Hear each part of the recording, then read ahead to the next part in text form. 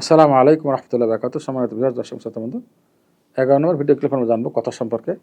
এই যে আমরা কথা বলি, প্রথমে আমি বলেছিলাম দ্বিতীয় আলোচনায় যে সব কিছুর মূল হলো জিহ্বা, লজ্জাস্থান। এই সম্পর্কে এই আলোচনাটি, যে আমরা কিভাবে নিজের আমলনামা কন্ট্রোল করতে পারি এই সম্পর্কে। মহানবী সাল্লাল্লাহু আলাইহি ওয়াসাল্লাম বলেন যে সব কিছুর কন্ট্রোল কীভাবে বলে দেব। তো মহানবী সাল্লাল্লাহু আলাইহি ওয়াসাল্লামকে সাহাবাকে বললেন, হ্যাঁ রাসূলুল্লাহ বলে দিন। তখন তিনি নিজের জিহ্বা ধরলেন, বললেন যে এটাকে কন্ট্রোল করো, এই জিহ্বাটাকে ধরে এটাকে কন্ট্রোল করো। তখন সাহাবী বলেন যে এ রাসূলুল্লাহ, হে আল্লাহর নবী, আমরা কি জিহ্বা যে কথাবার্তা বলি এখানে এই জন্য কি ধরা হবে?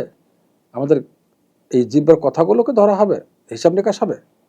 তখন আল্লাহ রাসূল সাল্লাল্লাহু আলাইহি ওয়াসাল্লাম মাআজ আলাইহিস প্রশ্ন করেছেন। তো মাআজ করে, মাআজ, তোমার মা তোমাকে মাহারা করুক। এটা একটা শব্দ আরবিতে, শব্দটা বদদোয়া, কিন্তু আসলে বদদোয়া না, এটা কথার কথা আসে।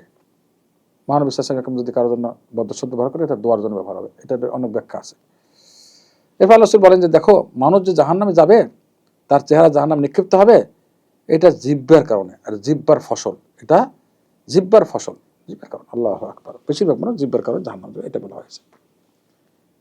এই জন্য মহানবী সাল্লাল্লাহু আলাইহি ওয়াসাল্লাম প্রথমে যেটা বলেছেন যে দুইটা জিনিস সংরক্ষণ করলে আমি তার জান্নাতে দায়িত্ব নিচ্ছি, একটা হলো জিহ্বা, একটা হলো লজ্জাস্থান।